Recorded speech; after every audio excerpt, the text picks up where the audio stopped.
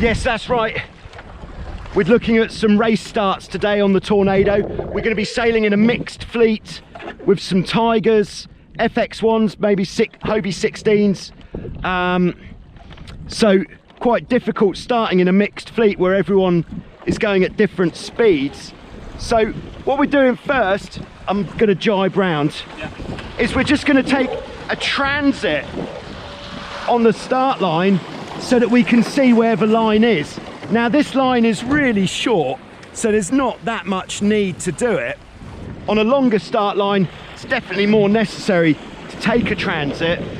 So what we're going to do is try not to hit this Tiger, and we're going to sit near to the pin end of the line and just look through the other buoy, see what it lines up with, and it is the front of Boris's house pretty much, which means if Boris's house, which is that white house on the mountain, probably too far away to see on the video, if that is further forwards than the red buoy, it means we're over. If it's further behind, it means we're behind the line and we should advance. All right, there is some whistle blowing from the committee boat. Committee boat on this occasion is mobile. We're on a 3-minute start.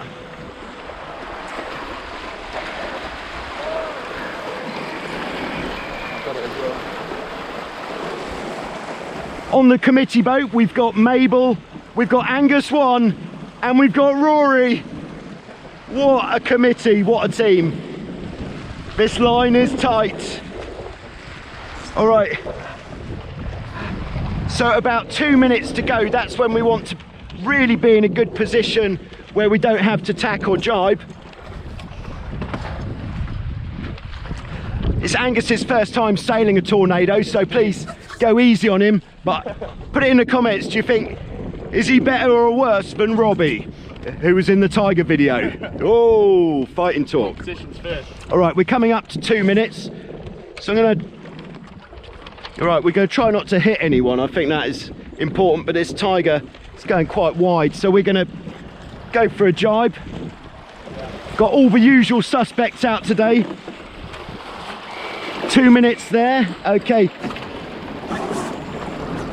Quite a lot of port bias on the start line, but the line is so short that we don't want to be, we've really got to hang back a lot. Yeah, you can stay on this side if you want. Spot the mono sailor. So I'm just going to head up here. We are a little bit far forwards. So on about 20 seconds, I'd say that's going to be go time.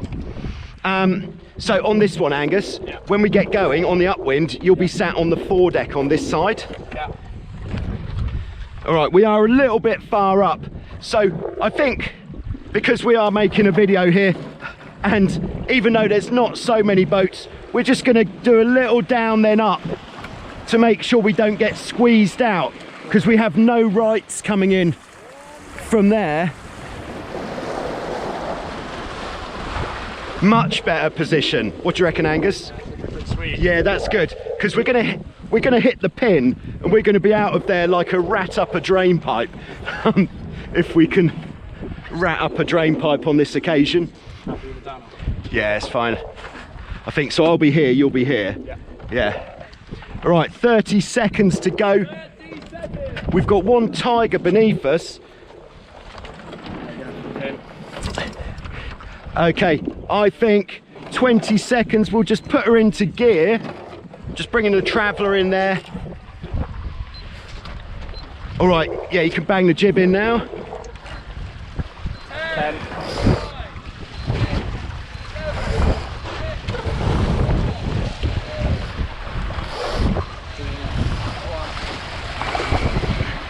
Okay, so that was a pin end start. All right, now it's quite a short course, so we just need to keep our eye on where the windward mark is.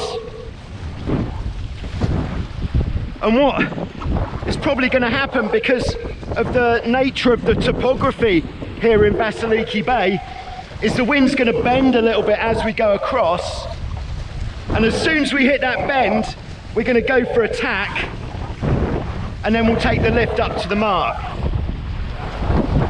Bad boy 94 is feeling spicy today. Okay, we don't want to leave it too long. So, all right, we're going to go for a tack. You ready? Yeah.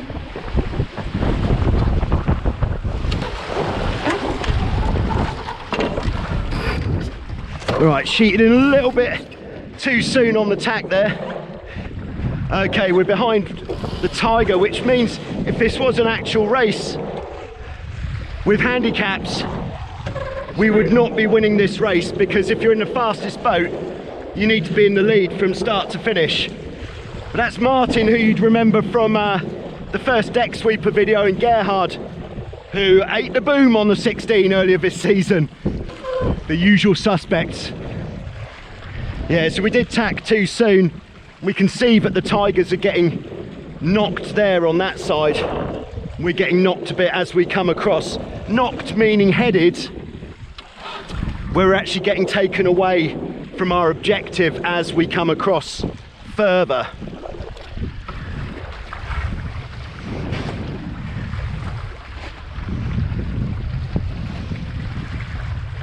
Okay, a bit more of a knock there. It's a bit of poker face, because you have to judge what the wind's going to do on the way to the mark. What do you reckon, Angus? About 90 degrees is good for us, I'd say. Looks safe, doesn't it? I'm going to stand up to move down the boat. Right, we're going to tack. Poor communication from the skipper there.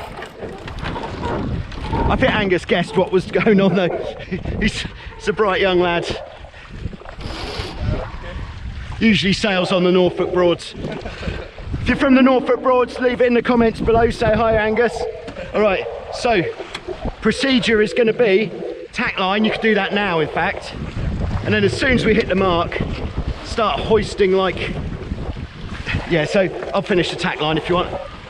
So with the tack line, making sure it's at the end of the pole, not too early on the hoist, because if the kite's pulling, it can pull us onto the buoy. We're going into the mark wide. Okay, yeah, start the hoist there. Out, tight. Lovely bit of hoisting there from Angus. Number 2, and down to leeward if you could.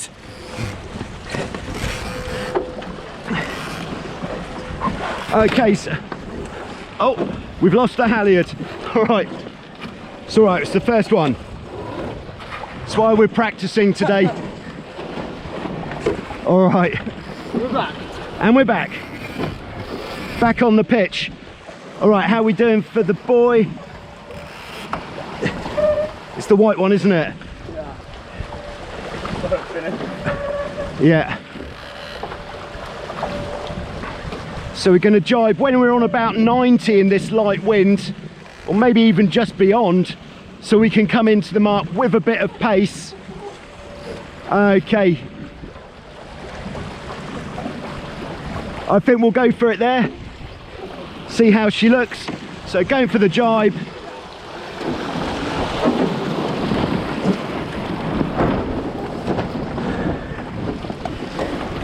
Okay, might have gone a little bit late there, but oh, that ratchet's switched off, by the way, if you want a little bit more. All right, I think Angus can come up to this side now because we've got a bit more power. That's it. Just give her a little bit more on the kite. Lovely. And then I'd say 2 boat lengths to the mark. We want to have the kite halfway in the chute, or just going into the chute by the time we head up. That would be optimal. Yeah. So I'm just aiming about 1 boat width to the right of the mark to give us the opportunity for a good rounding. Okay, yeah, go for it. Okay, so the kite is going into the chute. Nice.